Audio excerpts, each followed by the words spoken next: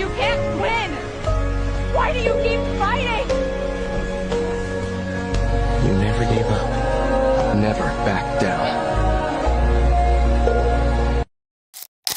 আসসালামু আলাইকুম গাইস, কেমন আছো সবাই? টিম আরএইচকে বাদ হয়ে যাওয়ার পর অনেকেই দেখতেছে তাদেরকে নিয়ে গালাগালি করতেছে। এমনও পোলাওয়ানি কমেন্ট করতেছে রেডক্স কামবে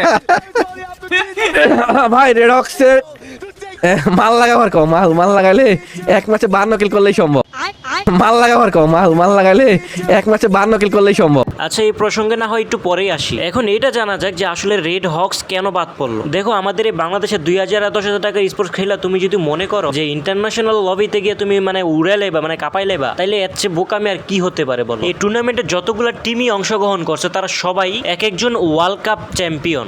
এখন তুমি সেই জায়গায় গিয়ে বাংলাদেশে 2000 10,000 টাকা স্পোর্টস খেলা সেই ওয়ার্ল্ড কাপ চ্যাম্পিয়নদের সাথে পারবা তুমি? এটা তো ভাই কখনোই পসিবল না। তারা প্রত্যেকেই অভিজ্ঞ প্লেয়ার, তারা সিচুয়েশন গুলো বুঝে যে কোন সিচুয়েশনে কোন কাজগুলো করতে হবে। এখন বাংলাদেশের টিম আরএইচকে মানে রেড হক্স, তারা তো ভাই শুধু বাংলাদেশে খেলছে এবং কে ওই 2000 5000 10,000 টাকার স্পোর্টস গুলা খেলছে, এবং তারা যাদের সাথে খেলছে তারা বাংলাদেশের প্লেয়ার। বাংলাদেশের ভাই প্লেয়ার তোমরা জানোই যে স্পোর্টসে কারা কদরই করে না কোনো বাংলাদেশের মানুষ। যেখানে কোনো কদরই নেই স্পোর্টসের, সেই জায়গায় কিভাবে বাংলাদেশের প্লেয়ার স্পোর্টসের দিকে এগিয়ে যাবে বা মানুষের প্রতি আগ্রহ জাগবে যে এটা স্পোর্টস খেলার দরকার বা স্পোর্টস আমাদেরকে অনেক দূর এগিয়ে নিয়ে যাবে। তুমি যদি ভালো করে লক্ষ্য করো তাহলে দেখতে পারবা যে তাদের মধ্যে যতগুলা প্লেয়ার আসছে, মানে যতগুলা টিম আসছে, তাদের মধ্যে ম্যাক্সিমাম টিমই হচ্ছে একাডেমি থেকে আসা। তাদের নিজস্ব একটা একাডেমি আছে, সেই একাডেমি থেকে লোক বাছাই করে তারপরে তারা এখানে পাঠায়। আর আমাদের বাংলাদেশে তো ভাই কোনো একাডেমি নাই। আর তার সবচেয়ে বড় কথা হচ্ছে যে তারা হচ্ছে আমাদের যে রেড হক্স, তারা হচ্ছে একটা স্কোয়াড। তারা আমাদের বাংলাদেশে 2000 10,000 টাকার স্পোর্টস খেলছে, খেললার দেন আস্তে আস্তে আগাইতে তারা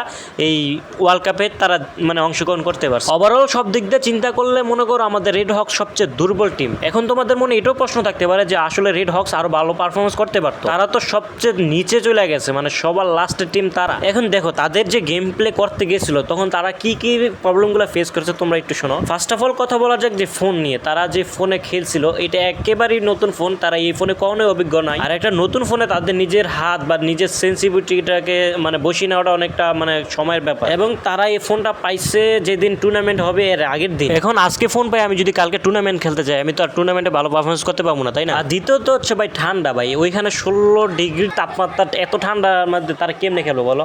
আর যে বিপক্ষের টিম ওরা ফ্যালকন ইবোস, এরা তো ভাই আগে থেকে অভিজ্ঞ, এরা তো আগে থেকে খেলছে, তারা নিজেরা তাপমাত্রা মানে অভিজ্ঞ হয়ে গেছে, তাদের মানে আর সমস্যা হয় না, কিন্তু তাদের তো সমস্যা। তবে যাই হোক, আমরা আশা করছি যে রেড হক্স সামনে আরো ভালো করবে, সামনে আরো ভালো পারফরমেন্স করবে।